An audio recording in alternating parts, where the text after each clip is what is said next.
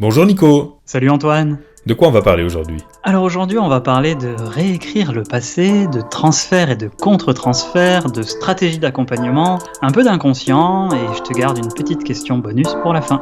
Parfait, eh bien c'est parti. Bonjour à tous et bienvenue pour ce 12e rendez-vous de questions-réponses sur l'hypnose. Je vous rappelle le principe, c'est toujours le même, vous posez vos questions en commentaire de cette vidéo ou d'une autre, ou sur les réseaux sociaux, et Nico les récolte, il me les pose et on passe un peu plus d'une heure ensemble à y répondre.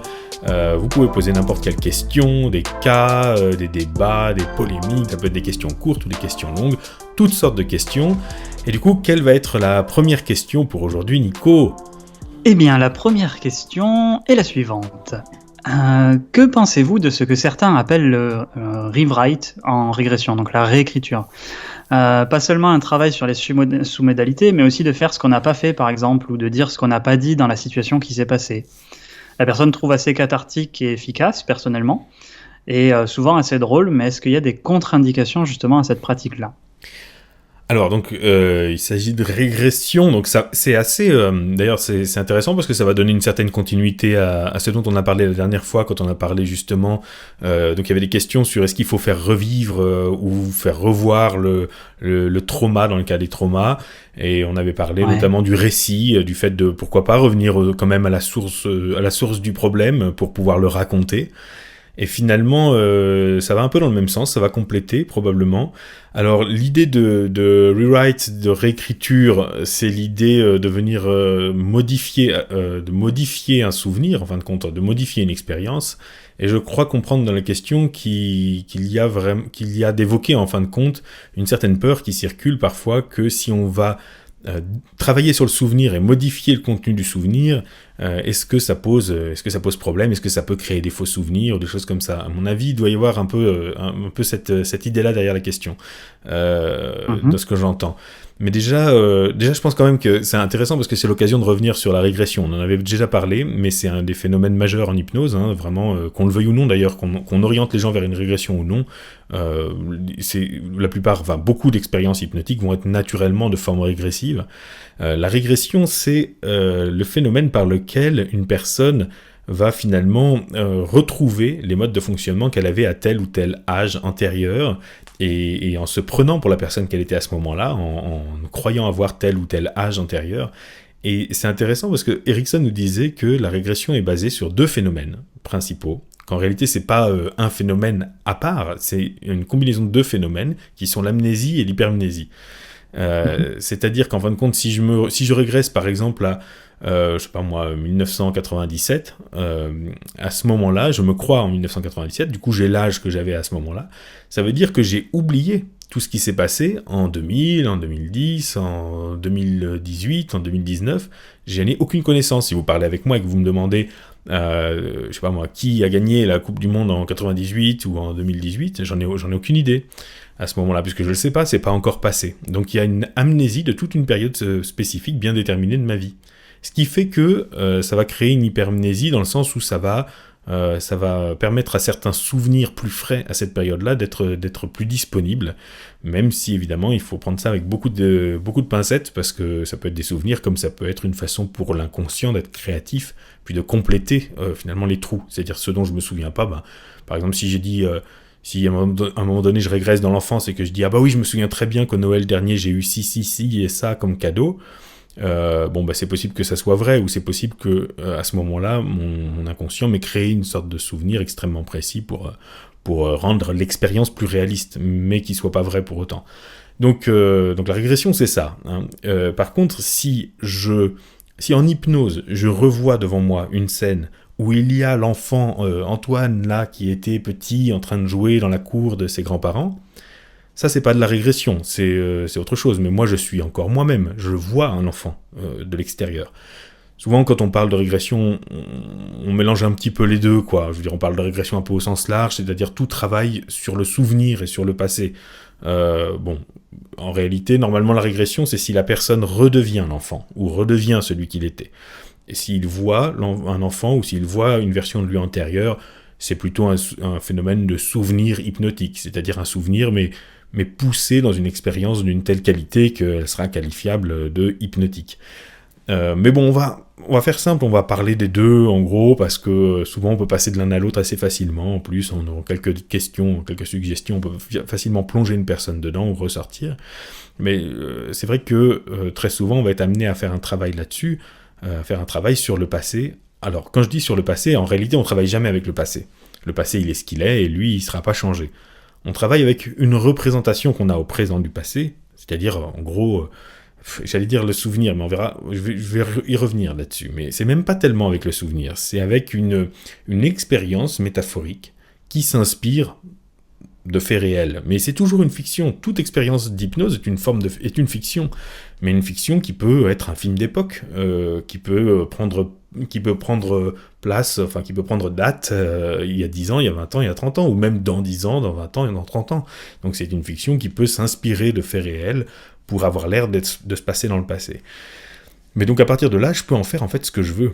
C'est ça qui est intéressant. C'est vrai qu'il y a des personnes qui sont très frileuses et qui disent attention, il faut surtout jamais changer le contenu. D'ailleurs moi on m'avait appris ça, on ne faut jamais changer le contenu de l'expérience. Par exemple, si je suis tombé de vélo quand j'avais 10 ans et qu'aujourd'hui j'ai toujours une phobie du vélo, il faut surtout pas me faire revenir à cette époque-là et me faire imaginer que je suis sur mon vélo et que je tombe pas.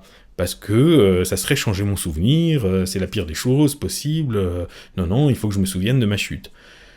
Mais en fait, c'est un mythe, enfin je veux dire, les gens qui disent ça ont jamais travaillé avec la régression, c'est pas possible, parce que ça n'arrive jamais que vous fassiez faire ça à quelqu'un et qu'il se réveille en vous disant mais je suis jamais tombé de vélo, moi qu'est-ce que je fous là, pourquoi vous me parlez d'une chute de vélo, j'ai aucun souvenir d'être tombé de vélo. Mais ça arrive pas en fait, dans les faits ça arrive pas. Par exemple, si vous faites imaginer à la personne qu'elle tombe de vélo, puis à ce moment-là vous lui dites qu'est-ce qu'il faudrait faire, et qu'elle vous dit il faudrait que un phénix surgisse des cieux et vienne m'emporter dans ses griffes pour m'emmener dans des montagnes sacrées, dans les nuages. Bon, imaginons que la personne, elle fasse tout un trip comme ça.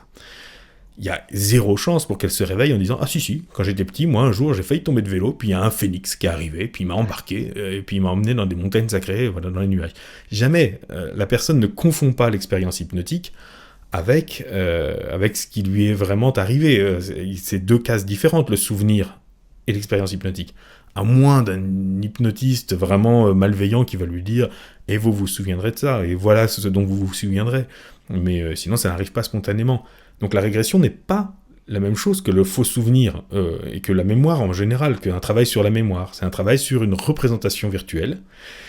Et du coup, moi je trouve extrêmement intéressant de l'utiliser justement pour ça, justement pour fabriquer un passé parallèle. Moi ce que j'aime bien souvent répéter à mes élèves, c'est que, et même aux gens que j'accompagne en séance, c'est que au final, je suis évidemment le produit, plutôt la somme de ce qui m'est arrivé, de tout ce qui m'est arrivé, de toute mon histoire personnelle, mais pas seulement. Je me suis aussi construit sur des choses qui ne me sont pas arrivées, des choses que j'ai fantasmées, des choses qui ont été dans ma tête. Par exemple, à chaque roman que j'ai lu, peut-être je me suis identifié au personnage principal qui a vécu des choses que je vivrais peut-être jamais. Je sais pas, moi, si j'ai lu le livre de la jungle, par exemple, j'ai pu vivre ce que vivait un enfant perdu dans la jungle ou des choses comme ça, des personnages comme ça qui ont des destins que j'aurais jamais. Et ça s'accumule, ça devient aussi un petit peu mon expérience. C'est pas aussi fort que de l'avoir vécu, mais c'est un peu mon expérience aussi. Donc je me construis pas uniquement sur ce que j'ai vécu, je me construis aussi sur ce que j'ai vécu en imagination. Et ça, c'est précisément pour ça que l'hypnose peut être intéressante. Par exemple, si j'ai eu une conversation avec quelqu'un, on a eu un débat, puis j'ai pas trouvé les mots, j'ai manqué de répartie, j'ai pas réussi à le convaincre. Peut-être que je vais rentrer chez moi après, puis je vais ruminer ça, puis je vais dire, et puis je vais refaire la conversation, je vais lui redire, dans ma tête, je vais m'imaginer devant lui, et je vais lui sortir exactement les arguments, et je vais l'imaginer en train de me dire, ah, mais t'as raison, j'avais jamais vu ça sous cet angle, etc. Je vais me refaire le match dans ma tête. Bien, au final, j'aurais vécu 2 conversations. La vraie, celle qui s'est pas passée comme de manière très glorieuse pour moi, ou celle où je suis pas sorti vainqueur, et l'autre, celle que j'ai refaite derrière. Et ça me permet d'être soulagé, de pas rester sur une frustration, et de passer à autre chose. C'est peut-être pas aussi... Bon, j'en suis pas aussi fier que si j'avais vraiment gagné ce débat, mais quand même, ça me soulage d'une frustration. Et donc, je me construis aussi là-dessus. Il y a eu une quantité extraordinaire de situations que j'ai fantasmées dans ma tête, et qui m'appartiennent. Autant on peut pas changer le passé, les événements qui se sont passés tels qu'ils sont passés. Par exemple, je suis tombé de vélo. On n'a pas de machine à remonter dans le temps pour faire en sorte que je sois pas tombé de vélo. Autant on peut venir rajouter une seconde expérience qui va être en plus de ma mémoire, mais qui va être une sorte de fausse mémoire, mais qui va pas créer du faux souvenir, j'insiste là-dessus, qui va être une expérience dans laquelle, je suis monté sur mon vélo et je suis jamais tombé. Et ça permettra juste d'enlever cette frustration, d'enlever ce... je parle souvent, il y a un concept que j'aime beaucoup, c'est le concept de rendez-vous manqué. C'est-à-dire qu'à ce moment-là, il y a eu un rendez-vous manqué. Un rendez-vous manqué avec mon équilibre, avec mon vélo. Enfin bon, ça s'est pas passé comme ça aurait dû se passer. Et c'est tout l'intérêt de l'hypnose profonde qui permet un simulateur de réalité virtuelle dans lequel la personne va pouvoir s'imaginer sur son vélo, faire sa promenade comme il faut. Et ça va en quelque sorte combler ce rendez-vous manqué. Si par exemple, j'avais déjà pris cet exemple, je me souviens, pour parler de je sais plus quoi, dans un autre podcast, si par exemple j'ai un proche qui est décédé puis j'ai pas pu lui dire au revoir, il y a eu un rendez-vous manqué, j'étais pas là au bon moment, zut, ça s'est mal goupillé, et il y a eu un rendez-vous manqué. Ça veut dire que dans ma mémoire, dans ce qui s'est réellement passé, il me manque quelque chose. Et ça peut laisser une case vide. Ça peut laisser une partie de moi qui va rester en quête de ça. Et qui peut rester en quête longtemps, puisque la personne est partie. Donc de toute façon, lui dire au revoir, c'est plus possible. C'est plus possible physiquement, mais c'est possible quand même dans mon fantasme, c'est possible quand même dans ma tête. Et si on me met dans un état d'hypnose assez profond pour que ce que je vive en hypnose soit réel, quoi, ça soit du vécu, il y a des sensations associées à ça. À ce moment-là, je peux me retrouver face à cette personne et lui dire au revoir en bonne et due forme et sentir que ça satisfait à l'intérieur de moi une case, voilà, ce besoin que j'avais de lui dire au revoir. Parce qu'en réalité, on solde des comptes non pas réellement avec son passé ou réellement avec des personnes extérieures, mais la plupart du temps, on solde des comptes avec nous-mêmes, avec nos attentes. Donc moi je suis très très très très partisan au contraire de cette exploration du passé qui est plutôt positive, qui consiste en réalité c'est pas une exploration du passé, c'est utiliser le passé pour créer des expériences en plus, pour venir combler des manques, pour venir répondre à des besoins. Si en moi il y a un petit enfant qui a besoin d'être consolé, on peut me faire régresser puis je le prends dans mes bras ou quelqu'un le prend dans ses bras, enfin bon peu importe. Pourquoi rester sur ce manque ? Ça va pas créer de faux souvenirs de toute façon. Donc alors je sais que c'est vrai qu'il y a deux façons de travailler, hein, avec le passé ou avec le futur ou avec n'importe quoi. C'est soit sur le contenu, par exemple, j'ai un souvenir où je suis tombé de vélo, donc on me fait changer ça. Par exemple, je suis pas sur un vélo mais je marche, ou alors je suis sur un vélo magique, ou alors tout simplement je tombe pas de vélo, ou alors voilà, n'importe quel scénario mais différent. Les choses ne se passent pas comme elles se sont réellement passées. Donc ça, on agirait sur le contenu. Donc je répète, hein, il y a un mythe qui voudrait que ça soit absolument la pire des choses à faire. Vraiment, alors là je vois pas, hein, c'est un truc qu'on fait en hypnose depuis fort longtemps et ça marche très bien. Et puis on pourrait agir aussi sur parce que j'ai entendu la question, une référence aux sous-modalités, et je pense que c'est ça qui m'a fait penser à ça. C'est qu'on peut aussi agir uniquement sur la forme. Ça c'est ce qu'avaient beaucoup développé pour le coup les PNListes, et c'est très très intéressant. C'est-à-dire que je peux en effet uniquement modifier la façon dont je m'en souviens.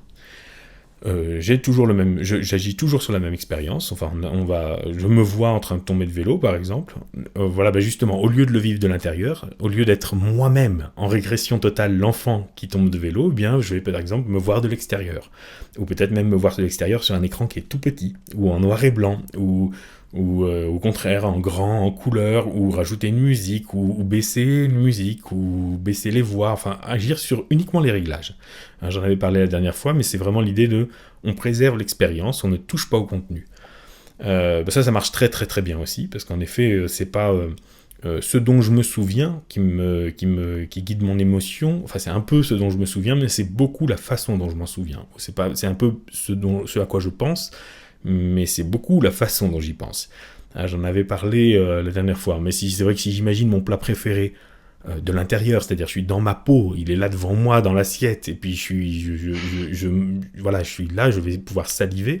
Si j'imagine mon plat préféré, mais comme si je voyais au loin une table, dans un vieux film de très mauvaise qualité, avec un plat dessus, puis un type qui vaguement me ressemble, puis en regardant bien, en plissant les yeux, je crois reconnaître que c'est moi qui a l'air de regarder un plat.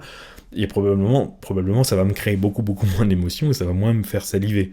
Donc la façon dont j'y pense, la scène est la même, mais par exemple une scène de quelqu'un qui tue quelqu'un avec un coup de couteau, par exemple, ça peut être tragique, mais avec un autre traitement, ça peut être comique. Dans un film comique, ça va être trop comique parce que la façon de jouer, parce que la lumière, parce que le décor, parce que la musique sont différents. Mais c'est la même scène. Ça peut aussi donner à réfléchir. Selon un autre traitement, ça va faire réfléchir. Selon un autre traitement, ça va être triste. Selon un autre traitement, ça va me mettre en colère. Enfin, l'émotion que ça va susciter va être beaucoup dépendante du traitement. Donc en effet, si on a peur d'agir sur le contenu, on peut agir directement, on peut agir uniquement sur la forme. Et ça fonctionne très bien. Notamment, c'est vrai avec des personnes qui auraient tendance à être un peu dans le déni de ce qui s'est réellement passé, et à vouloir justement se fabriquer des récits qui ne correspondent pas à la réalité. Ça peut être pas mal à ce moment-là de les orienter vers un travail où non, vraiment. On va appeler un chat, on va rester sur le récit réel de la réalité, mais on va simplement s'intéresser à le voir autrement. Mais les deux travaux sont pas incompatibles du tout d'ailleurs.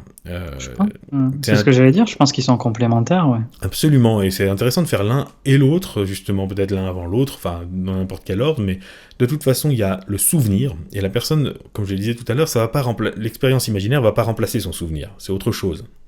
C'est un acte symbolique qui va lui permettre d'avancer. Mais par contre, il y a son souvenir. Et en effet, son souvenir va se représenter à elle, à la personne, spontanément sous une forme. Donc c'est intéressant d'agir sur la façon dont il va se représenter, pour qu'il soit plus inoffensif, pour qu'il soit moins toxique. Surtout pas pour le refouler, justement. Ça évite de le refouler, ça permet de se le représenter, mais sous une forme qui est acceptable. Par exemple, si c'est une voix qui me terrifie, bien faire en sorte que cette voix continue de me parler, mais qu'elle ne me terrifie plus. Comme ça, je pourrais peut-être même lui répondre. La ralentir, créer des pauses pour que j'ai le temps d'en placer une et de lui répondre, par exemple. Ça peut être quelque chose comme ça, c'est tout bête. Ou la rendre plus lointaine, ou plus étrangère, etc. Mais donc ça c'est une chose, et ça permet au souvenir de finalement de se le réapproprier, puis d'arriver, puis de le voir en face. Et puis par ailleurs, une expérience métaphorique qui va permettre justement d'arrêter la quête intérieure qu'il peut y avoir, la frustration, un truc qui tourne en rond, et d'offrir satisfaction à travers une expérience imaginaire, tout simplement.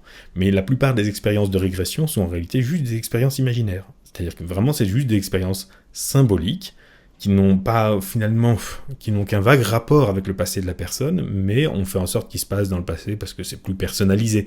Ça va plus parler à la personne, ça va la toucher plus là où ça touche à sa biographie, donc forcément ça fait personnaliser, quoi, ça fait une séance plus personnalisée. Donc je sais, si c'était le sens de la question, je dirais tout ce qui est réécriture, pourquoi pas, je veux dire, puisqu'il ne s'agit pas de trahir le souvenir.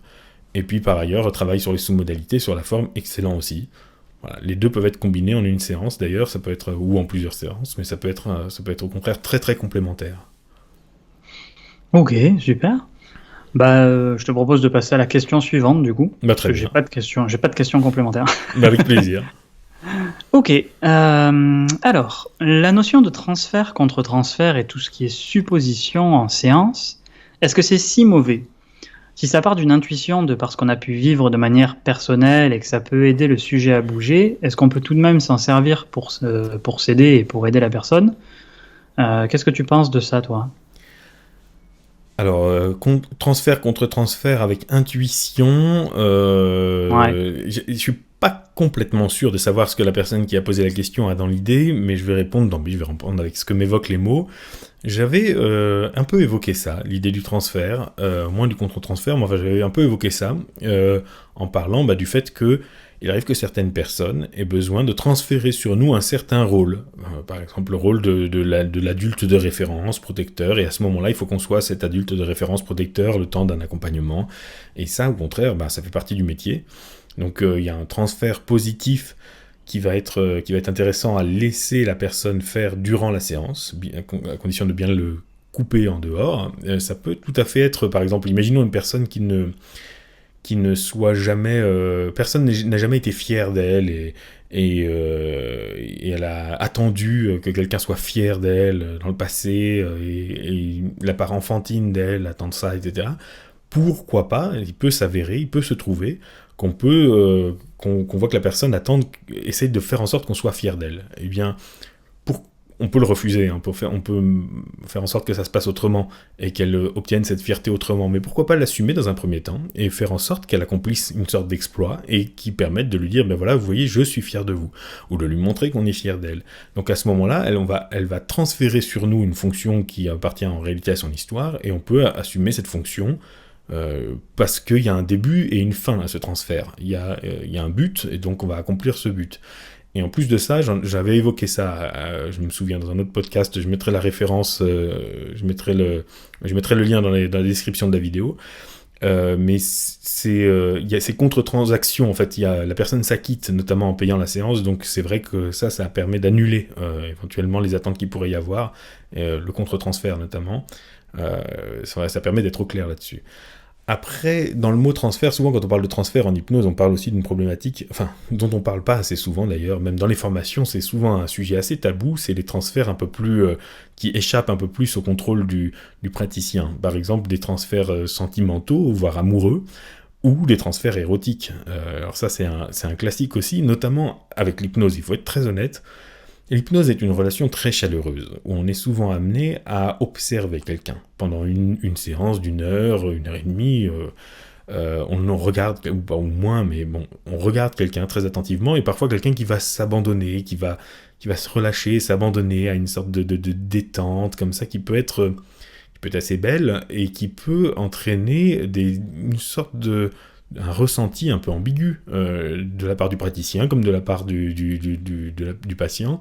Il peut y avoir une bulle un peu trop chaleureuse qui se passe à un moment donné de l'hypnose. Pourquoi pas ? Et d'ailleurs, ça fait partie de l'hypnose. C'est quelque chose d'hypnotique, mais c'est quelque chose à maîtriser absolument. Et ça devrait appartenir à la formation de toute hypnose, de tout praticien en hypnose, de savoir justement naviguer là-dedans, savoir créer cette chaleur, savoir pourquoi pas séduire d'une certaine façon, avoir un certain charme, dans le sens où la personne va trouver en nous peut-être quelque chose qu'elle n'a pas forcément, qu'elle ne reçoit pas toujours au quotidien, peut-être une écoute, une chaleur, une attention qui risque de la séduire, mais qu'elle puisse ensuite bien comprendre, bien sentir qu'une fois que c'est terminé, qu'il n'y ait pas d'ambiguïté. Si la personne essaie de nous contacter en dehors, il faut faire très attention à l'envie qu'on aurait d'être disponible en permanence. Il faut savoir cadrer ça. Il faut savoir cadrer les intentions, les cadeaux aussi. C'est quelque chose, il faut faire très très attention. Puisque en théorie, la personne en payant la séance s'acquitte. Si elle vous fait un cadeau, elle a une longueur d'avance sur le don. Donc vous êtes redevable en termes de contre-don. Donc il y a quelque chose qui est un terrain glissant quand même, et il faut faire très très très attention à ce terrain glissant, dans lequel certains peuvent s'embourber justement, et si on sent qu'on peut pas gérer ça, il faut confier le suivi à un confrère ou une consoeur. Mais ça c'est un classique, et là encore, que tous ces transferts-là, tous les types de transferts qui peuvent se créer spontanément, peuvent avoir leur utilité en réalité. C'est-à-dire qu'ils peuvent justement naître d'une relation qui dépasse la simple technique, qui va être aussi, il y a un humain face à un humain, ou voire un animal face à un animal, de personnes humaines, chaleureuses et amicales. Et ça peut être grâce à ça qu'il va y avoir quelque chose qui va se débloquer chez l'autre, que l'autre va se sentir en confiance, que l'autre va se sentir bien accompagné, et que l'autre va pouvoir explorer va explorer des territoires à l'intérieur de lui-même qu'il n'a pas forcément exploré jusque-là. Donc ça peut être intéressant de l'assumer. Il ne s'agit pas d'être froid et purement technique, mais c'est vraiment quelque chose à maîtriser pour savoir le cadrer.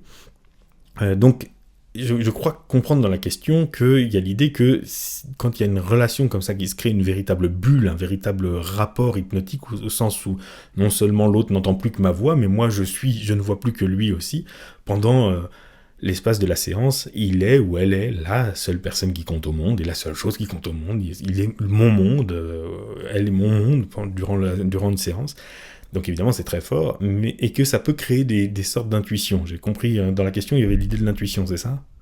Il y avait l'idée d'intuition, et peut-être effectivement de la manière dont on parle, et aussi de si par exemple ça fait partie de mon expérience personnelle, est-ce que j'en parle, sans dire forcément que ça vient de moi, mais mais ça me donne des pistes. Est-ce que je m'en sers? Est-ce que je les propose? Ou est-ce que je me garde de faire ça? Ouais, c'est ça. C'est-à-dire qu'il y a transfert et il y a projection. Et il faut bien faire la différence entre les deux quand même. Et on va dire que quand même, dans le doute, il faut faire très très attention à éviter les projections autant que possible. Moi, en général, ce que je dis à mes élèves, c'est que plus une problématique semble leur parler et semble ressembler à quelque chose qu'ils ont vécu, plus il faut se méfier. Plus on va croire qu'on comprend l'autre, et plus on risque de sortir de son rôle d'accompagnant qui va être neutre, qui va simplement s'enquérir d'accompagner l'autre dans sa structure et dans son aventure, dans son cheminement, pour dire « Ah non, mais moi aussi je connais », et commencer à se mêler, éventuellement raconter son expérience, etc., etc. Donc certes, on est deux humains qui se rencontreront avec deux histoires de vie, mais c'est très risqué de se ruer sur ce genre de projection, à mon avis. Et il y a certaines personnes qui peuvent camoufler ça sous forme d'intuition, dire non mais moi c'est des intuitions, je ressens de l'intérieur qu'il y a ci et ça qui me viennent, alors je le dis à la personne. Ça peut arriver, mais très souvent, c'est quand même des grosses projections. Simplement, les gens sont polis en face, ils vont pas forcément le dire, mais c'est souvent c'est désagréable. Même quand c'est vrai, c'est pas très agréable, en fait, en hypnose, d'entendre que l'autre sort sa science et a senti des choses, ou a compris des choses. On n'a pas besoin de ça, c'est pas pour ça qu'on vient, en fait. Et puis souvent, moi j'ai remarqué avec toutes les personnes que je vois en formation que souvent les personnes qui se vantent le plus, qui parlent le plus de leur intuition et qui se vantent le plus de ressentir des choses et d'avoir des infos qui viennent de l'intérieur sont, pas toujours mais souvent, en réalité beaucoup plus narcissiques qu'elles le pensent et reçoivent des informations qui viennent d'elles, en réalité beaucoup plus qu'elles le pensent. Et elles manquent de neutralité, et tout le défi avec ces personnes-là, c'est souvent de les mettre à l'écoute de l'autre. C'est-à-dire, la séance, elle n'est pas à propos de toi, c'est pas toi, pour une fois, décentre-toi de toi, de ce que tu ressens, de ce qui te vient, de tes idées, de ta créativité, de ton expérience, de ta vie. Oublie-toi et intéresse-toi à l'autre. Voilà. Tu ne sais rien de cette personne, et si cette personne te dit, par exemple, je sais pas moi, j'ai fait 2 fausses couches et que toi tu as fait aussi des fausses couches, tu ne sais rien de ce que c'est qu'une fausse couche. Entends-le comme une langue étrangère. Si cette personne te dit j'arrive pas à arrêter de fumer et puis que toi aussi tu as lutté pour arrêter de fumer, tu ne sais pas ce que ça veut dire. Tu ne fais aucun pont avec ta propre expérience. Et c'est souvent comme ça qu'on va arriver quand même à être beaucoup plus neutre et à se rendre compte surtout qu'en réalité, ce qu'on croit être proche de ce qu'on croit connaître nous échappe, et souvent est beaucoup plus différent, bien plus varié dans la façon. Enfin, les gens expriment des symptômes, même si ça se ressemble dans les mots. Par exemple, toutes les personnes qu'on va voir qui ont essayé d'arrêter de fumer, on va voir qu'il y a des structures communes, il y a des choses qui reviennent, mais on va voir quand même qu'à chaque fois, c'est des cas uniques, et qu'en effet, à chaque nouvelle personne, on ne sait pas comment ça marche, et on ne sait pas ce qu'on va faire, et on ne sait pas combien de temps ça va durer, et on va le découvrir ensemble. Après, petit bémol quand même, quand même, au bout d'un certain temps. Donc il vaut mieux commencer, à mon avis, en laissant l'intuition de côté, en laissant justement tous ce partage d'expériences de côté, etc., en étant aussi neutre que possible, pour vraiment accueillir l'expérience de l'autre. Après, au bout de plusieurs milliers, peut-être de cas, dizaines de milliers de cas, forcément, le cerveau... Plusieurs milliers d'années. Voilà, de milliers d'années de pratique. Forcément, le cerveau va déterminer des structures qui vont revenir, des récurrences, et donc il va y avoir une intuition professionnelle, il y a l'expérience qui va finir par se créer, et donc forcément, quand on entend quelqu'un parler, parfois on a entendu ça, puis ça, puis ça, et notre cerveau, ding, tout de suite nous dit, ça, ces 3 éléments-là ensemble, tu les as entendus des centaines de fois, en général, presque à chaque fois, c'était lié à ça. Et donc on va poser la bonne question, parce que ça on a entendu des tas de fois, quoi, presque à chaque fois c'est pareil. Mais au lieu de dire à une personne, voilà, quel est votre cas, il faut lui poser la question. Et moi, ça m'arrive souvent quand j'ai une idée, quand j'ai une intuition, ou quand quand je me dis, si elle a eu ça, c'est qu'elle doit avoir ça. En général, ce que je fais, c'est que je le propose à la personne. Et souvent, j'insiste bien en lui disant, voilà, je vous écoute, et probablement, je vais vous dire un truc, peut-être que c'est complètement à côté de la plaque, et si c'est complètement à côté de la plaque, vous me le dites. Mais voilà, je pense que ça peut être lié à ça et ça et ça, qu'est-ce que vous en pensez ? Et là, soit la personne me dit, mais c'est exactement ça, comment vous savez ?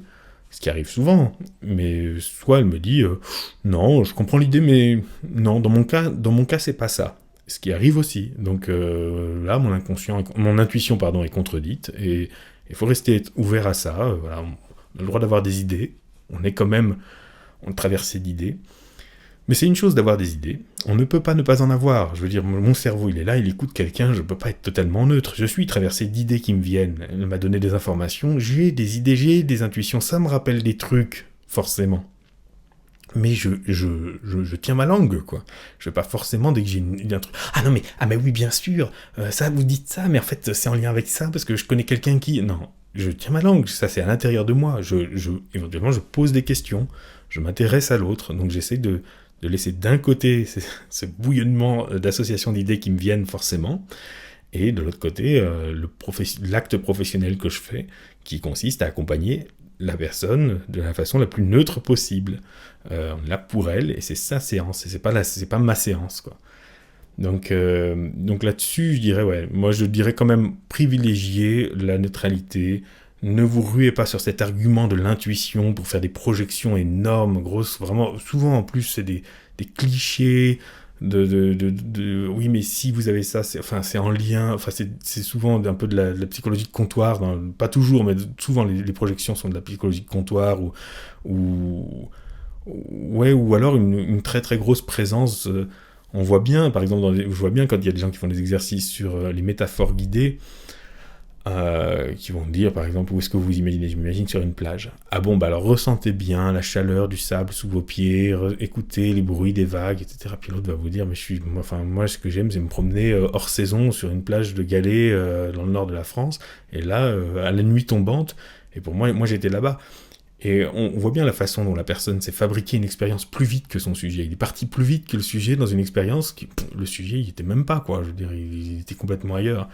On a le droit d'avoir ce défaut-là, mais c'est souvent un défaut qui est très important à corriger, parce que oui, ça veut dire qu'il y a une trop grosse présence du praticien dans la séance. Et encore, là, je parle juste de la phase d'induction, mais c'est vrai que sur les problématiques elles-mêmes, c'est beaucoup, beaucoup, beaucoup plus grave. Donc, à plus forte raison, je le répète, si vous pensez que vous êtes un peu concerné par une problématique, sachez être très neutre, et si vous sentez que vous ne saurez pas être neutre, passez le relais. Si par exemple si je suis en pleine gestion d'un cancer à titre personnel ou avec un proche, et que quelqu'un vient pour soulager des douleurs dans le cas d'un traitement pour un cancer, et que ça fait résonance pour moi, si je sens que cette résonance est trop forte, j'aiguille vers quelqu'un d'autre. C'est clair, je vais pas justement dire « Ah mais c'est le destin, c'est que voilà », non. Si c'est trop fort, je risque de parasiter la séance de l'autre avec trop de moi, trop de ma personne. Alors je sais que certains vont dire « Oui, mais justement, c'est deux personnes qui se rencontrent, etc., etc. » Mais bon, j'ai vu trop de cas de gens qui se projetaient et qui en réalité faisaient leur thérapie à travers celle de l'autre, et ça peut être très très problématique. Donc bon, prudence et neutralité. Bien.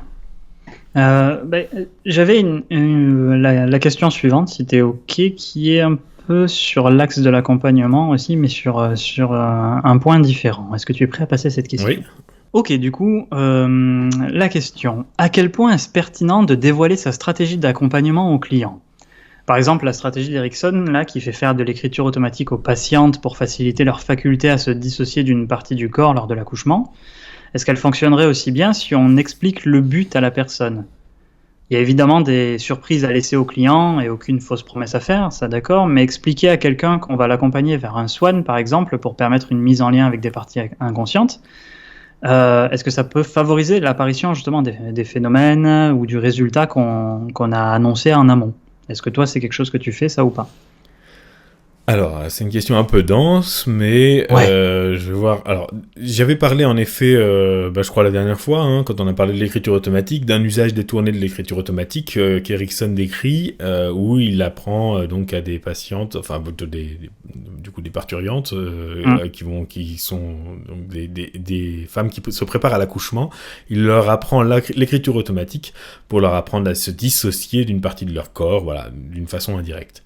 Donc d'une certaine façon il avance de manière un peu détournée, il avance vers quelque chose il va pas bille en tête vers voilà je vais vous préparer pour cet événement, et il détourne un peu l'attention de l'événement qui met la pression, il leur apprend autre chose, et puis finalement une fois qu'elles en sont capables, il n'a plus qu'à leur dire vous voyez, c'est la même chose, vous en êtes capable, en gros, il n'a plus qu'à transférer la compétence qu'ils ont développée là sur ce qui compte. Donc d'une certaine façon, il enlève la pression là-dessus. Et on pourrait se dire, mais alors du coup, oui, c'est pas bête en fait d'enlever la pression et de pas systématiquement dire aux gens, ben voilà, vous venez pour tel problème, eh bien on va faire ça. Parce que du coup, on fait une promesse qui rajoute énormément de pression. On peut peut-être tout simplement avancer, faire différentes choses et voir ce qu'on va pouvoir mobiliser. Moi, je suis assez partisan de ça. Hein. Plus souvent dans mes séances d'ailleurs, maintenant, ce que je fais, c'est que donc on va discuter de la problématique, discuter de ce qui amène les gens, puis au bout d'un moment, une fois qu'on en a bien discuté, avant que j'ai trop d'infos, parce que forcément, plus j'ai d'infos, plus j'ai d'idées, et plus j'ai d'idées, plus je risque de m'en servir, et il faut surtout pas que je m'en serve, ou pas trop, donc en réalité, j'essaie de faire en sorte de pas avoir non plus trop d'infos, et puis au bout d'un moment, ben voilà, je dis, on laisse ça de côté, on va laisser ça de côté, on va s'intéresser à l'hypnose, on va faire des choses et d'autres, et puis moi ça me permet de voir un peu comment la personne réagit. Je sais pas du tout, moi j'ai aucune intuition extraordinaire qui me permet en un clin d'œil de savoir si la personne est de tel type ou de tel type. Il y a des petits trucs qu'on développe avec le temps, mais enfin globalement on est souvent surpris, donc il faut bien faire connaissance aussi avec la façon dont la personne réagit à la méthode, à l'hypnose. Donc on avance, on fait des petits exercices, des petits phénomènes, des choses et d'autres, voilà, des suggestions diverses pour voir un peu comment ça répond. Et puis au bout d'un moment, en fonction de ce que j'ai obtenu, à ce moment-là, je vais proposer à la personne quelque chose qui va relier donc l'hypnose et sa demande. Par exemple, si j'ai obtenu beaucoup d'imaginaire et que la personne se plonge vachement bien dans l'imaginaire, je vais par exemple, je sais pas moi, faire des régressions. Mais à ce moment-là, en fait, si j'ai annoncé dès le départ, pour votre problématique, à mon avis, je sais ce qu'on va faire une régression. Et que j'avance dans l'induction, et puis je me rends compte que la personne, elle voit rien. Et ça arrive, hein. Vraiment, je lui dis, vous allez voir telle chose, vous allez vivre telle expérience imaginaire, et la personne me dit, il voit rien. Et bien du coup, j'avais promis une régression, puis je pourrais pas la livrer. Alors que si ça se trouve, elle a de super réponses idéomotrices, par exemple. Elle fait des super lévitations de bras et des super leviers. Donc, j'aurais très bien pu travailler qu'avec ça, mais comme je l'ai annoncé, la personne risque de se dire, zut alors, il n'aura pas l'outil qui m'a annoncé, donc il ne pourra pas m'aider. Donc ça fait une suggestion à double tranchant. C'est un peu comme quand on dit à une personne, pour bien dormir, pour être bien reposé, il faut se coucher avant minuit. Sous-entendu, si tu te couches après minuit, tu ne seras pas reposé. Il y a une bonne suggestion d'un côté, mais en réalité, elle a double tranchant, parce que si on n'arrive pas à l'accomplir, du coup ça devient une suggestion négative. Donc, on pourrait l'annoncer, du genre, voilà, il y a une idée qui me vient, mais j'ai plein d'autres outils possibles aussi pour ça, tout aussi efficaces, c'est qu'on va essayer une régression ensemble. Comme ça, au moins, si ça fonctionne pas, je peux tout à fait me rabattre sur d'autres outils. On pourrait faire ça. Donc c'est un peu le danger d'annoncer à l'avance. C'est intéressant, moi, je trouve, d'avancer pas à pas, on va voir de quels outils on dispose, on met un maximum d'outils sur la table, et puis au bout d'un moment, on va dire, voilà, tiens, on va utiliser ça.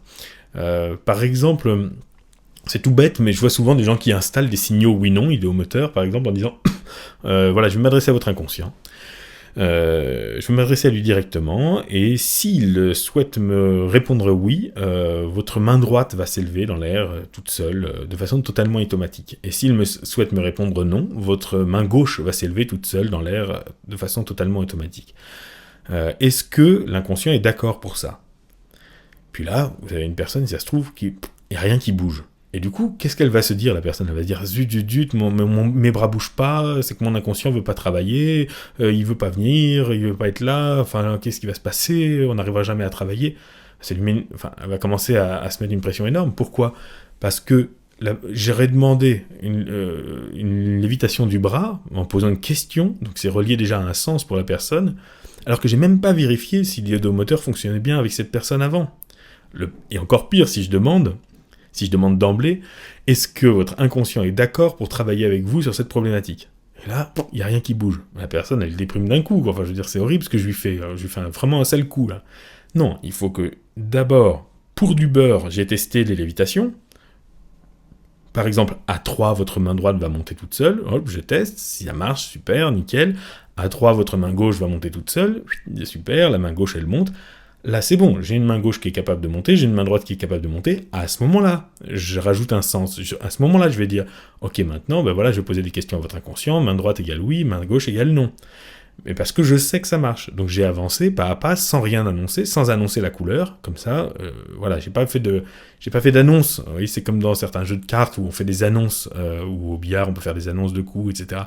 Là, non, j'ai pas fait d'annonce justement. Donc au pire, je me suis pas trop engagé. Je peux utiliser ce que j'ai sous la main, quoi. Voilà, donc ça je dirais, c'est intéressant d'avoir une idée en tête, mais d'avancer un peu masqué. D'autant plus que, finalement, c'est aussi intéressant de ne pas avoir d'idée en tête. C'est-à-dire, même pas de faire semblant d'avancer pas à pas sans trop savoir où on va, mais de réellement avancer pas à pas sans trop savoir où on va. On est un peu, pas tous, hein, mais c'est vrai que j'entends souvent une obsession de l'idée de stratégie en hypnose, c'est-à-dire que, forcément, c'est un peu le modèle d'Erickson qui fascine. C'est-à-dire que, en tant que praticien, je devrais avoir une vision stratégique. J'ai entendu des informations et c'est bon, là, tel un joueur d'échecs hyper doué, je sais comment avoir un échec et mat en 4 coups. Là, je sais comment mener mon truc jusqu'à ce que la personne, voilà, elle aille mieux, et c'est sûr et certain. Je connais pas grand monde qui soit réellement capable de ce genre de stratégie aujourd'hui. Et puis finalement, je suis pas sûr que ça soit si intéressant que ça. Je trouve ça intéressant aussi d'avancer dans une sorte de co-construction avec la personne. Je parlais souvent de maïeutique. Il y a un podcast où j'avais pas mal parlé de ça, d'ailleurs je mettrai la référence où j'avais parlé de Roustan, de l'hypnose sèche, etc.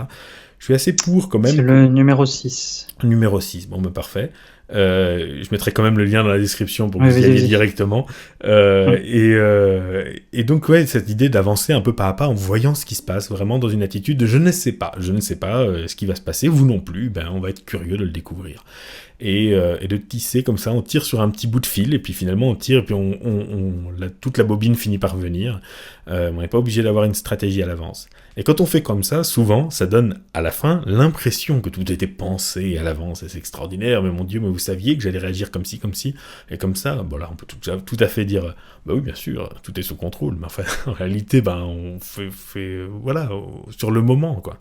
Donc ça, moi j'aime bien faire ça, c'est souvent ce que je fais, par exemple, quand je fais... Ça m'arrive souvent de faire des démonstrations publiques, ou bien dans des formations, ou bien pour des stages de séances décryptées, par exemple. C'est ce que je fais, hein. Je veux dire, j'ai pas une idée derrière la tête. D'ailleurs, si j'ai trop une idée derrière la tête dès le départ, c'est ça le problème, c'est ça le risque. C'est si j'ai une stratégie et que les choses se passent pas comme j'avais prévu, je risque de vouloir faire entrer la personne dans ma stratégie, et là, je risque de créer une résistance. Donc, d'avoir trop d'idées à l'avance, si j'annonce la couleur, c'est qu'il y a une couleur. C'est-à-dire que si j'annonce ce que je vais faire, c'est que je sais déjà ce que je vais faire. Et si je sais déjà ce que je vais faire, c'est que je risque peut-être que j'ai un risque d'avoir déjà trop d'idées à l'avance sur ce qui va se passer dans la séance, et peut-être d'être fermé à ce qui pourrait arriver. Ceci étant dit, il y a souvent des bémols dans mes réponses, mais parce que c'est pas tout noir ou tout blanc. C'est bien, ça fait plus complet. Oui, non, mais parce que j'ai l'habitude aussi de ce qu'on me rétorque parfois, mais ceci étant dit, dans le pré-talk, il y a aussi une fonction, enfin dans le discours hypnotique, il y a aussi une fonction de suggestion. J'en avais parlé aussi dans un autre podcast, mais je sais bien de revenir dessus. C'est-à-dire que finalement, si les suggestions directes sont des commandes qu'on passe, enfin si les suggestions sont des commandes qu'on passe et qui ont besoin d'un certain temps pour être livrées, il faut admettre que certaines commandes ambitieuses peuvent avoir besoin de beaucoup de temps pour être livrées, et que les poser en début de séance, ça peut être intéressant, parce que quand on revient dessus, c'est prêt, quoi. C'est-à-dire, j'entends par là, prenons une séance d'1 heure, par exemple, et puis au bout de 35 minutes, je décide de faire une régression, par exemple. Et puis je dis à un moment donné à la personne, voilà, je vais vous proposer de vous orienter vers le passé, tout ça. Bon, elle le découvre seulement. À la 35e minute, elle découvre que j'attends d'elle qu'elle s'oriente vers le passé. Donc elle va peut-être avoir besoin de temps pour le construire. Peut-être elle va avoir besoin de 20 minutes. Et donc au bout de 20 minutes, c'est-à-dire en tout 55 minutes, ça y est, la régression commence à prendre. Mais ma séance, j'ai dit que c'était une séance d'1 heure, donc j'en suis presque à la fin. Si au début de la séance, j'ai dit, voilà, tout à l'heure on va faire une régression, c'est-à-dire que je vais vous demander de vous orienter vers un moment agréable de votre passé, et vous allez pouvoir y retourner totalement, pleinement, en y étant, quoi. Vraiment, ça sera pour vous maintenant. Et ça sera vraiment l'ici et maintenant pour vous. Mais ce sera tout à l'heure, laissons ça de côté. Alors à ce moment-là, cette idée-là va faire son chemin à l'intérieur de la personne. Puis j'avais dit, dans mon exemple, j'avais dit que cette personne avait besoin de 20 minutes pour développer une régression. Quand au bout de 35 minutes, j'y reviens et je lui dis « Maintenant, passons à la régression », bah, elle est déjà prête. Elle est prête à... Alors, faut que je calcule du coup, là, ce que j'ai dit. Ah oui, elle est prête même déjà depuis un quart d'heure. C'est-à-dire que ça fait un quart d'heure que son inconscient, il est totalement prêt à faire une régression. Parce que l'idée a déjà fait son chemin. Elle savait à quelle sauce elle allait être mangée depuis le début, donc son inconscient a eu le temps de préparer le phénomène. Je ne sais pas si c'est parfaitement clair, mais voilà, j'ai annoncé à l'avance, j'ai commandé à l'avance, j'ai réservé en quelque sorte, j'ai passé ma commande à l'avance, donc du coup, au moment où j'arrive, bah, elle est prête à livrer. Et ça, c'est classique aussi. Voilà, donc ça peut être intéressant d'annoncer certaines choses, mais c'est un pari, quoi. C'est un effet d'annonce, c'est un coup de poker, parce que est-ce que derrière, tout va se passer comme prévu ou non?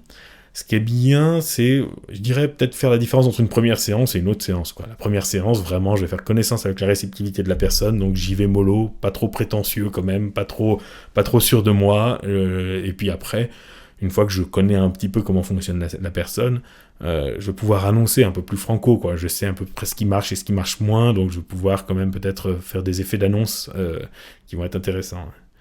Oui, c'est un risque calculé, et puis tu perds pas le rapport tout de suite, tu lui mets moins la pression. Ça peut être, ah bah, tiens, c'est marrant, aujourd'hui, il y a un truc qui est pas passé, mais au moins, tu as déjà mis en place des choses derrière, donc tu prends moins de risques. Oui, et ça, c'est fondamental aussi. Hein. Il y a parfois les suggestions, c'est des pétards mouillés, quoi. Ça prend pas, quoi. On a essayé, puis ça prend pas. Si j'en fais une affaire personnelle, alors je risque d'abord de m'enfoncer, ou alors de faire preuve de mauvaise foi, et ça, en général, ça casse le rapport, quoi. La personne n'y croit pas du tout, elle le sent bien. S'il y a un truc qui prend pas, il faut tout de suite dire que ça prend pas. Par exemple, si j'ai annoncé une régression, puis finalement la personne, elle me dit, bah non, je vois rien, vraiment, il n'y a aucun souvenir qui me vienne, non, vraiment, je sens que j'y rentre pas. Je dirais, écoutez, bon, bah, si vous voulez, on peut insister un peu 5 minutes, mais après, on va passer à autre chose. On a plein d'autres outils. J'ai plein d'autres outils dans ma boîte à outils. Vous inquiétez pas, voire passer sur du questionnement pour construire avec elle. Mais voilà, c'est vrai que si on annonce, c'est le risque, c'est que ce qu'on a annoncé finalement ne se fasse pas, et en ce cas-là, il faut pas hésiter à l'assumer, quoi. Mais il y avait, je crois, dans la question, une partie, c'est un peu sur j'ai entendu le terme de swan, mais je vois pas trop le rapport, je me souviens plus. Je peux te redire ce bout de question. Il y a évidemment des surprises à laisser au client et aucune fausse promesse à faire. Mais expliquer à quelqu'un que l'on va l'accompagner vers un swan, par exemple, pour permettre une mise en lien avec des parties inconscientes, donc du coup un peu de préparer, comme tu disais tout à l'heure, est-ce que ça peut favoriser l'apparition de ce qu'on propose, en fait, tout simplement. Donc c'est ce que tu disais, tu y as répondu au final. Ouais, juste pour préciser, parce qu'il y avait ce mot dans la question et que c'est quand même du jargon, donc j'aime bien préciser quand il y a du jargon, parce que tout le monde ne connaît pas. Je me doutais que tu allais rajouter ça. Ouais, swan, donc qui signifie signe en anglais, c'est une méthode qui a été développée par Bob Burns, qui est une variante du signaling, hein, ni plus ni moins, c'est-à-dire que du signaling idéomoteur, c'est-à-dire qu'on met un oui et un non sur un certain mouvement de la main, et puis ça sert de méthode d'induction et de thérapie. Ça a été exporté, enfin plutôt importé pour nous, importé en France par Philippe Miras sous une forme un peu différente. Mais c'est vrai que non mais ça me permet de faire un complément de réponse aussi, c'est-à-dire que annoncer la couleur systématiquement, enfin les gens s'en fichent aussi. C'est-à-dire que je suis pas obligé de m'arrêter. C'est pas parce qu'à un moment donné on a mis un mot sur quelque chose. Pour notre jargon, que je suis obligé de m'arrêter à chaque fois au milieu pour dire ah bah voilà, là ce qu'on va faire c'est un swan, ça s'appelle un swan. Non, ça s'appelait pas un swan il y a 5 ans. Donc on va pas s'arrêter pour systématiquement expliquer ce qu'on fait. Ou par exemple, si je veux à un moment donné orienter la personne vers une régression, je suis pas obligé de lui dire ah alors attention, là on sort de ce qu'on faisait jusque là parce que là maintenant on va s'orienter vers le passé. Enfin ça c'est ma tambouille quoi, ça va pas l'intéresser, ça risque de casser le rythme de la séance. Comme si je me fais faire un massage par quelqu'un qui connaît plein de méthodes de massage, s'il s'arrête en plein milieu à chaque fois pour me dire alors là, attendez, parce que là j'aimerais bien faire du californien, est-ce que vous êtes d'accord oui ou non, signer une décharge ici, je vais lui dire non mais enfin vous me gonflez avec faites-moi votre massage, faites ce qui vous semble bon quoi. Au pire si ça marche pas, si ça me plaît pas je vous le dirai. Mais vous n'allez pas me donner les étiquettes à chaque fois, je m'en fiche. Même le mot hypnose, hein. Je veux dire, on a nommé hypnose à un moment donné un ensemble de techniques portant sur la suggestion, la dissociation, l'idéomoteur et des choses comme ça. Mais je veux dire, si vous êtes, si vous êtes sophrologue par exemple, à un moment donné, vous glissez des techniques d'hypnose, vous n'êtes pas obligé de dire, c'est pas parce que vous les avez appris dans une formation d'hypnose que soudain c'est une matière à part et qu'il faudrait vous arrêter en disant, ah c'est plus de la sophrologie, c'est de l'hypnose. Donc, quand on connaît l'histoire de la sophrologie, et donc forcément comment elle vient d'une pratique de l'hypnose par Caicedo, etc. Donc c'est pas si net que ça, les frontières sont pas si nettes que ça, puis on s'en fiche. c'est le même cerveau, c'est à peu près les mêmes leviers, toujours la suggestion, voilà, l'imagination, la force créatrice de la pensée, pardon, toutes ces choses-là. Enfin bon, on n'est pas obligé à chaque fois de dire ça appartient à telle technique, ça je l'ai appris dans tel séminaire à telle époque, sous tel nom. Non, on s'en fiche. Comme quelqu'un comme ça, une fois qui m'avait demandé, je fais de l'hypnose ericksonienne et de l'hypnose humaniste. Alors, l'hypnose humaniste, ça n'a rien à voir avec la psychologie humaniste de Carl Rogers. C'est la marque qu'a créée Olivier Leckert à une époque pour englober en gros son approche à base d'approche de métaphores scientifiques et de métaphores un peu plus New Age. Bon, c'est intéressant, hein, il y a plein de choses intéressantes sur l'idée d'une hypnose large, d'une présence, c'est vraiment c'est très intéressant. Mais la personne me demandait, quand j'arrête de faire de l'hypnose ericksonienne pour commencer l'hypnose humaniste, est-ce qu'à ce moment-là, il faut que je fasse des séances à part, est-ce qu'il faut que je l'annonce à la personne ? Enfin, je veux dire, à mon avis, les gens s'en fichent complètement, quoi. Je veux dire, vous faites votre tambouille, les gens viennent vous voir parce qu'ils ont entendu parler de vous et que vous êtes soi-disant bon pour les aider. C'est tout ce qu'ils ont besoin de savoir, quoi. Donc, c'est plus souvent pour se rassurer nous, en fait, de ce qu'on est en train de faire que les autres. Oui, il y a un petit côté bon élève qui, voilà, faut quand même prendre conscience que toutes ces étiquettes, on manipule des expériences de pensée, puis c'est tout, quoi. Bien. Avais-tu un complément ou est-ce que je passe à la prochaine question ? Non, parce que là, je m'emballe et puis je vais y passer encore des heures. Moi, je t'écouterai plus tard, alors. Bien. Celle-là, j'avais hâte que tu y répondes. Quelle est ta définition de l'inconscient ? Ah oui, d'accord. Dans certaines formations, on apprend qu'il est sage, protecteur et plein de ressources, comme s'il était déifié, omniscient. Ailleurs, c'est plus un automate qui permet donc d'accéder aux automatismes. C'est quoi ton positionnement là-dessus ? Bon, du coup, je m'emballe alors, j'ai le droit. Hein. Vas-y, ça va pas me calmer cette histoire. Bon, et c'est parti. Définition de l'inconscient, est-ce qu'il est sage, est-ce que c'est un allié, ou est-ce que c'est un vilain petit diablotin, c'est ça, en gros ? Et quelle est mon idée ? Alors déjà, c'est pas forcément à moi d'avoir une définition personnelle de l'inconscient. Comme plein d'autres choses d'ailleurs, souvent on nous dit quelle est ta définition de l'hypnose, quelle est ta définition, et puis les gens qui démarrent dans la discipline souvent s'empressent de fabriquer leur propre définition personnelle. Bon, un peu d'humilité quand même, il faut quand même aussi peut-être apprendre ce qui s'est dit et ce qui a été écrit par les autres avant, et puis il y a cette fausse idée de la définition aussi. C'est pareil avec la définition de l'hypnose, donc j'ai l'habitude de ce genre de débat sur la définition de l'hypnose. Cette idée presque mathématique qu'il y aurait une équation. Voilà, l'hypnose, ça serait, à un moment donné, il faudrait une phrase, et cette phrase-là expliquerait l'hypnose. Ou alors, une zone du cerveau qui s'active, et voilà, ça c'est l'hypnose. Ou alors, voilà, c'est vraiment une définition, un critère, ou un phénomène hypnotique. Et ça, là il y aurait hypnose, et là il n'y aurait pas hypnose. Pareil avec l'inconscient, vraiment, il faudrait une définition. En réalité, une définition, c'est pas ça. Si on ouvre n'importe quel bon dictionnaire, hein, pas larousse.fr, un vrai Larousse par exemple, ou un vrai Robert, on va à la plupart des entrées du dictionnaire, il y a une longue liste de définitions, ou plus ou moins longue évidemment. Mais par exemple, un chat, vous allez avoir plusieurs chats, je sais pas, plusieurs sens au mot chat. Une porte, vous pouvez avoir plusieurs sens au mot porte, et des mots abstraits comme, je sais pas moi, l'identité. Vous allez avoir évidemment l'identité au sens de la carte d'identité, l'identité au sens du philosophique, l'identité dans la psychologie. Vous allez avoir plusieurs entrées.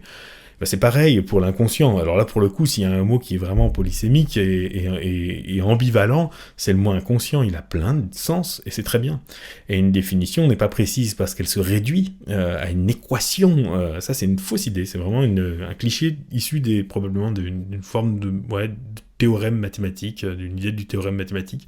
Mais au contraire, la définition devient plus précise parce qu'elle s'enrichit, parce qu'elle s'élargit, parce qu'on rajoute des propositions, parce qu'on rajoute des sens. C'est-à-dire que si on entend quelqu'un qui l'utilise dans un nouveau sens, eh bien il faudra rajouter une ligne, c'est tout. Donc c'est ça une définition, enfin c'est pas ça une définition, mais globalement une définition n'a pas à être simple et définitive et toujours la même. C'est-à-dire que quand j'emploie le mot inconscient, moi j'entends ça. Non, parce que du coup je vais me retrouver face à des gens qui ne l'emploient pas dans le même sens, et puis on va pas s'entendre, on va pas arriver à avoir une conversation correcte. Donc il faut bien s'adapter, il faut bien essayer de comprendre dans le contexte qu'est-ce qui est entendu, même si c'est compliqué, hein, ça fait souvent des dialogues de sourds en effet. Parce que déjà, il y a la psychanalyse qui est passée par là, il y a plein de choses, mais déjà, même dans l'esprit du grand public, hein, le mot inconscient, il est porteur d'une connotation aussi avec le fait d'être inconscient, par exemple. Être inconscient dans le sens, déjà, tomber dans les pommes, par exemple. Donc beaucoup de gens s'imaginent qu'en hypnose, puisqu'on parle de l'inconscient, les gens vont être inconscients, comme s'ils étaient tombés dans les pommes, comme s'ils s'évanouissaient. Donc il y a déjà une ambiguïté là. Être inconscient, ça peut aussi vouloir dire être irresponsable. Mais t'es inconscient, mon pauvre. Tu vois, tu conduis d'une manière complètement inconsciente. C'est-à-dire inconscient des conséquences. En fait, c'est inconséquent, mais voilà, c'est encore un autre sens. Donc le mot inconscient a plein de sens. Donc déjà comme adjectif. Hein. Savoir s'il y a un processus inconscient, par exemple. Souvent, on va dire d'une lévitation du bras, par exemple, phénomène classique en hypnose, donc la main qui monte, je vois ma main qui monte toute seule. On dit souvent qu'elle monte de manière inconsciente, que c'est un mouvement inconscient. En réalité, j'en suis conscient, puisque je suis capable de le regarder et de dire « Tiens, ma main monte ». Alors ça peut parfois être inconscient. Hein. La personne, les yeux fermés, peut dire « Mais non, elle monte pas ma main », alors qu'elle est en train de monter. Mais bien souvent, c'est fait en hypnose partielle, où la personne voit sa main monter, où elle la sent monter. Et ce qu'on veut dire par là, c'est que c'est involontaire, c'est-à-dire qu'en réalité, c'est d'origine inconsciente, c'est-à-dire le mouvement est fait par une sorte d'intention inconsciente. D'ailleurs, il est souvent fait par une stimulation des muscles qu'on n'arrive pas à reproduire de manière consciente. Donc c'est pour dire que c'est pas juste une illusion une perte d'agentivité, voilà, je vais pas m'étaler là-dessus, mais c'est pas juste ça. C'est pas juste une illusion que je ne suis pas l'auteur du mouvement alors que c'est bel et bien moi qui le fais. Il n'est pas fait selon les mêmes modalités que d'habitude. Et donc, mais en tout cas, voilà, ça désigne pas du tout le fait d'être conscient ou non, au sens d'être attentif ou non, parce que je peux en être attentif, je peux en avoir conscience. Donc il y a plein de sens très très différents. Et en effet, il y a aussi un sens en hypnose, souvent on va dire, par exemple, votre inconscient est plein de ressources. Donc on le désigne comme un lieu, c'est une sorte de grand réservoir, un grand entrepôt dans lequel il y aurait plein de ressources. Ou alors c'est un peu le cas aussi dans la psychanalyse, on va dire dans une certaine psychanalyse, on peut dire que l'inconscient contient toutes les expériences refoulées, toutes les choses qui sont refoulées. Bon, là aussi c'est un lieu quelque part, c'est un territoire ou un réservoir. Alors parfois l'inconscient peut être aussi un personnage. Je vais m'adresser à votre inconscient, ou votre inconscient a une intention, ou votre inconscient vous donne un message. Donc là, il y a une version un peu anthropomorphe, ça devient quelqu'un, l'inconscient. Ou alors votre inconscient vous veut du mal, il vous sabote. Et puis parfois on dit l'inconscient est un enfant de 6 ans, l'inconscient est un enfant de 8 ans, l'inconscient est un vieux sage. Alors on sait plus même, le personnage lui-même, il peut être différents personnages, on sait même plus trop à quel personnage on se réfère. Donc on voit à quel point, pour parler vulgairement, c'est le bordel. Quand on parle d'inconscient, systématiquement que quelqu'un dit l'inconscient, il faut lui dire stop. Qu'est-ce que tu entends par là, dans cette conversation, là maintenant, et fais-la courte, parce que sinon ça part sur une autre conversation. Mais bon, en réalité, il y a souvent des choses assez simples derrière, hein, il faut essayer de comprendre.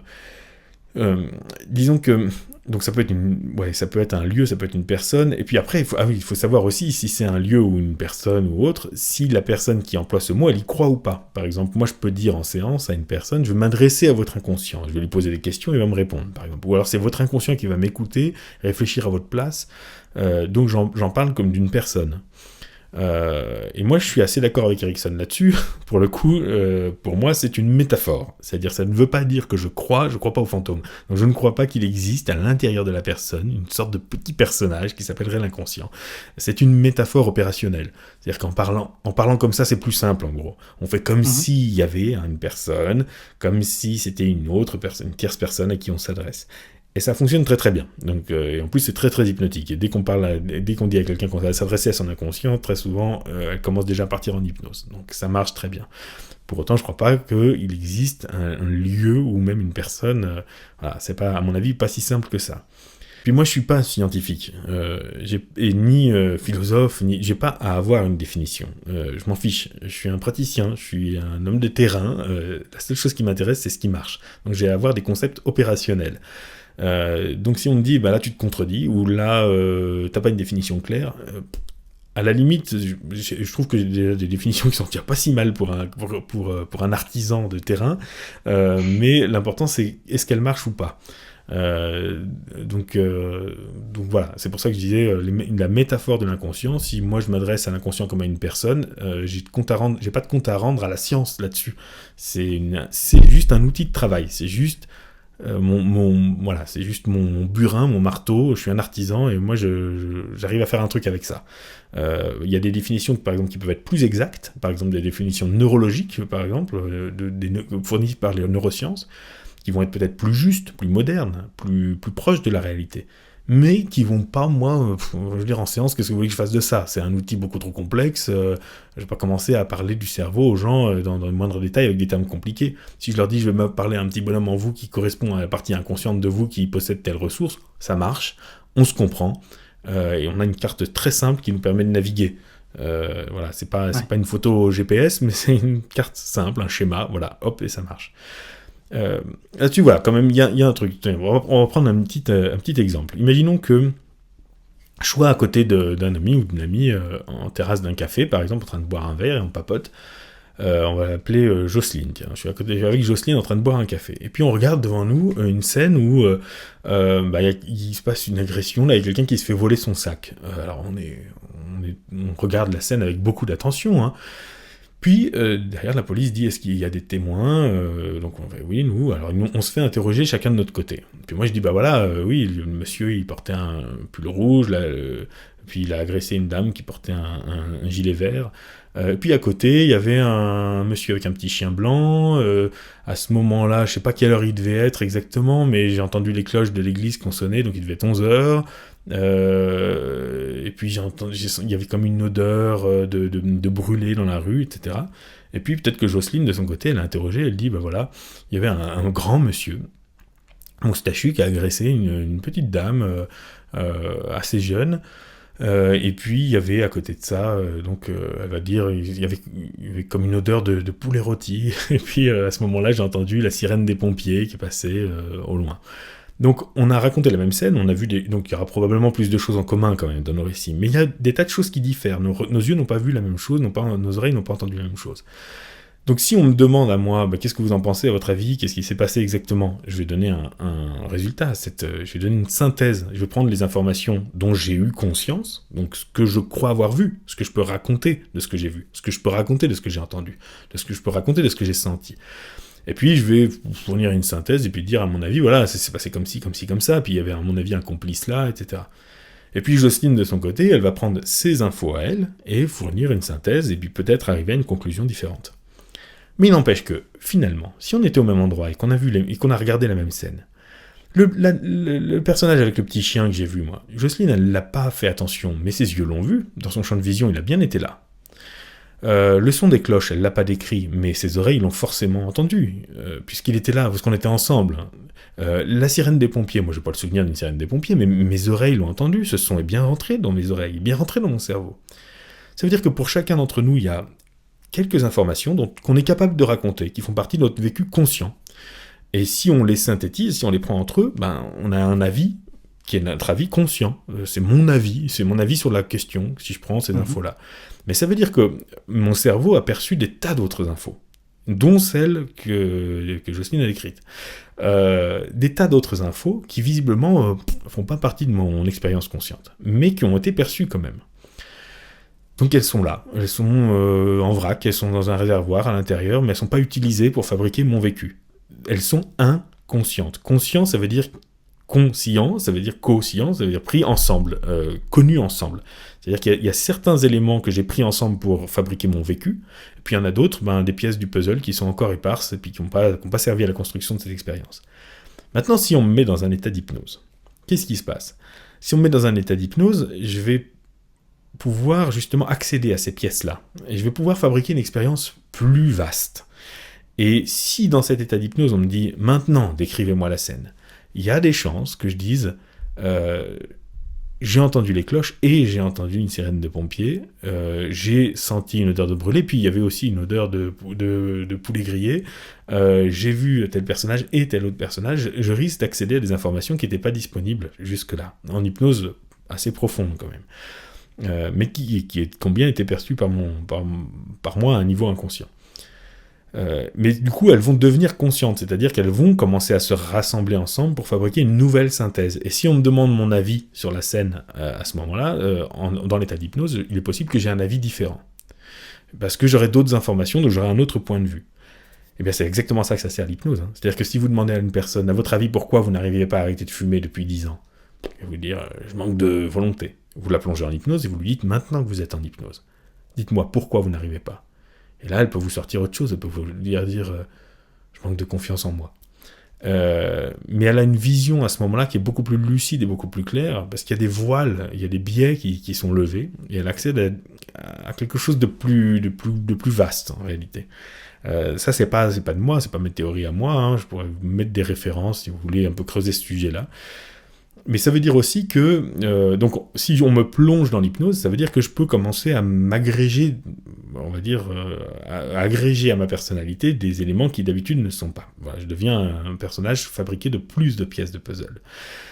Mais aussi, si on, par exemple, pour reprendre l'idée de l'hypnose dissociée d'idéomoteur, on peut aussi me laisser être moi-même. Donc je suis moi-même, moi j'ai vu ce que j'ai vu, j'ai pas entendu de sirène de pompier, mais par exemple, vous allez interroger ma main avec un oui et un non. Par exemple, ma main, elle va aller à gauche pour dire oui, puis à droite pour dire non, puis elle y va toute seule, puis ça m'étonne, je me dis tiens, c'est marrant, elle y va. Et là, vous dites, j'aimerais m'adresser à une autre personne en toi. D'accord ? Et puis là, soudain, ce réservoir d'informations qui était non utilisé, va se former un deuxième petit personnage en moi, juste le temps de l'expérience, et va dire, ok, j'aimerais demander à ce personnage, est-ce qu'il y a eu une sirène de pompier ? Oui. Alors, il peut se planter, hein, mais en gros, il a accès à d'autres infos. Et par exemple, en écriture automatique, vous pourriez demander, qu'est-ce que ce personnage pense de la scène ? Et du coup, il aura un autre avis. J'avais mis en référence d'ailleurs quand j'avais parlé d'écriture automatique, j'avais mis en référence des passages, non je les avais pas mis d'ailleurs, je crois que j'avais oublié de les mettre, bon, je les mettrai peut-être dans la description alors, où Erikson et même Janet aussi, bien avant lui, prouvaient l'existence justement d'un double niveau de conscience grâce à l'écriture automatique. Donc c'est hyper intéressant, là voilà, ça va dans le sens de ce que je raconte là. Donc, en gros, tout ça pour dire que inconscient, ça signifie un peu toutes ces expériences et ces vécus qui d'habitude ne constituent pas une expérience consciente et ne participent pas à mon récit. C'est-à-dire, je ne peux pas, dans ce que je vais raconter du vécu, eh ben, ça n'y sera pas. Mais si on invoque l'inconscient comme un personnage, alors à ce moment-là, ça veut dire que toutes ces briques qui n'étaient pas assemblées, bien, elles vont, l'espace d'un instant, temporairement, s'assembler pour fabriquer un interlocuteur qui va répondre selon un nouvel avis, selon un nouveau point de vue.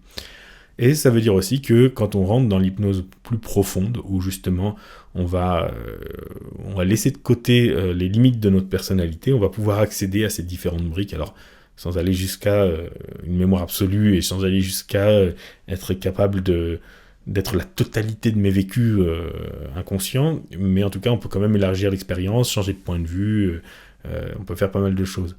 Donc je ne sais pas si ça répond, si ça explique clairement, un peu plus clairement l'idée du conscient et de l'inconscient, mais voilà, on peut en parler en termes de même voilà, tout simplement de perception, quoi. Il y a des tas de choses que mes yeux voient et que je ne sais même pas que j'ai vu, et que tout mon corps perçoit et que je ne sais même pas que j'ai perçu. Idem pour la mémoire, hein. Il y a des tas de souvenirs auxquels j'ai accès, mais il y en a bien plus des souvenirs qui sont contenus à l'intérieur de moi, qui ne sont pas oubliés réellement. Il y en a plein qui sont oubliés réellement, hein. Ma mémoire n'est pas absolue, mais il y en a plein qui sont contenus à un niveau de ma mémoire qui n'est pas accessible à un niveau conscient.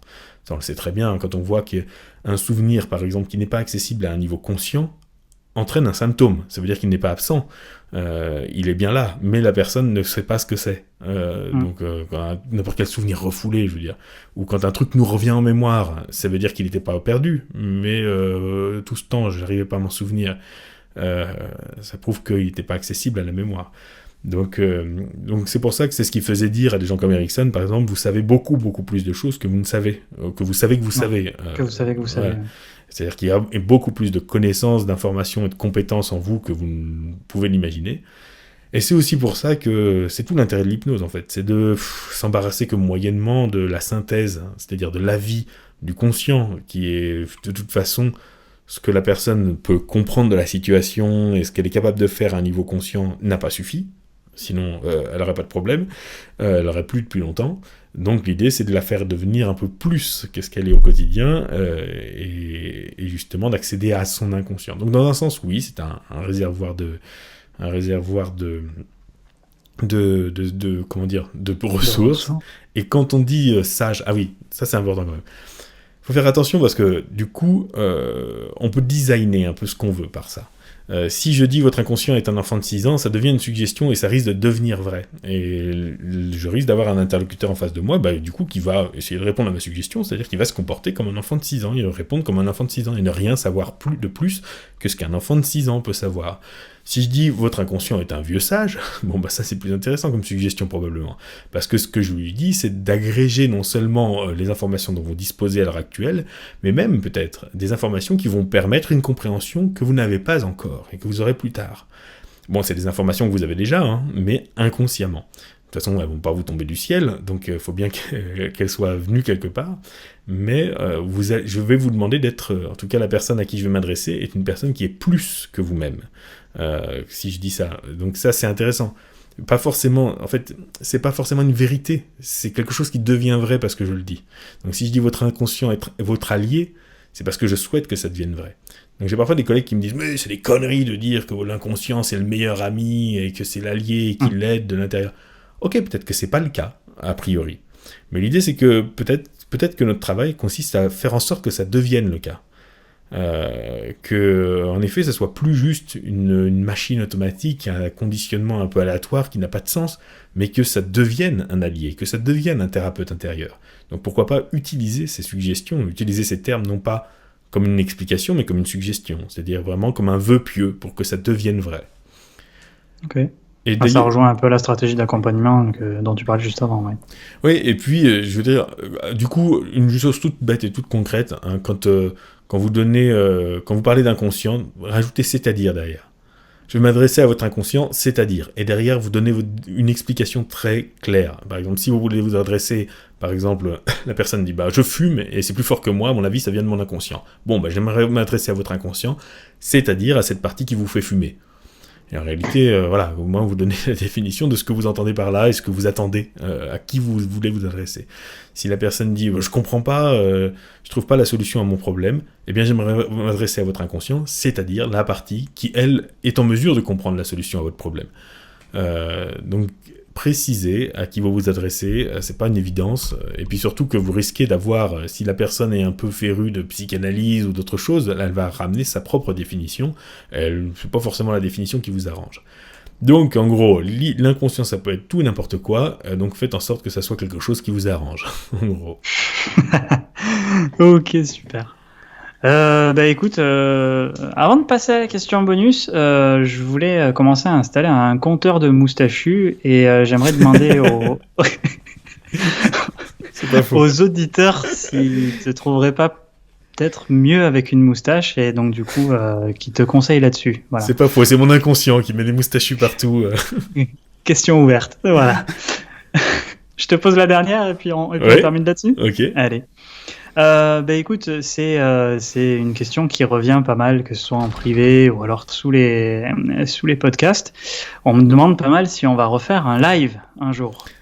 Ah oui, ouais, carrément, pourquoi pas. C'est vrai qu'on avait arrêté de faire des lives parce qu'on faisait des lives pendant le confinement, mais c'est vrai que s'engager à être présent tous les mercredis soirs, c'était pas évident après, une fois que le confinement terminé. Mais cela dit, on peut le faire. Peut-être même n'importe quel jour d'ailleurs. Ce qui pourrait être intéressant du coup, c'est que ça soit une forme de hors-série, quoi, qui ait peut-être éventuellement un thème ou quelque chose comme ça, peut-être des questions, faut voir. Si vous avez, ce qu'on va, si ça vous tente, si ça vous dit, mettez-le dans le commentaire et mettez éventuellement des thèmes, comme ça on va regarder un peu ce qui ressort le plus. Un thème peut-être un peu plus léger ou je sais pas, ce que vous voulez, ça peut être une soirée spéciale.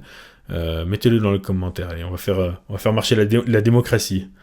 Ouais, c'est ça. C'est une bonne idée. Comme ça, en plus, les gens peuvent réagir en direct. Ça peut être un peu sympa et puis ça peut ramener des bons souvenirs. Énormément de gens qui nous remercient pour tout ce que tu délivres et nos échanges. Donc voilà, je souhaitais te le partager aussi. Il y a beaucoup de merci. Merci à vous. Vous êtes très fidèles et ça fait plaisir. Et merci aussi pour vos questions. Ouais. On s'éclate pas mal. Ouais. Et merci à toi, Nico, encore, pour cette belle session. Et puis, je te dis à la prochaine, alors. Avec plaisir. Et puis, je vous retrouve tous. On vous retrouve tous pour le 13e podcast avec vos questions que vous allez vous empresser de poser dans la section des commentaires. Donc des questions qui soit réagissent par rapport à ce podcast-là, soit sur tout autre thème. Et vraiment, n'hésitez pas à amener des nouveaux thèmes. Et puis, on se fera un plaisir d'y répondre la prochaine fois. Et pensez à vous abonner à la chaîne, cliquez sur la petite cloche pour être tenu au courant des nouveautés. Et aussi, abonnez-vous à la chaîne de Nico, allez regarder ses vidéos. Vous trouverez le lien dans la description, comme d'habitude. Et puis, à très bientôt. Au revoir.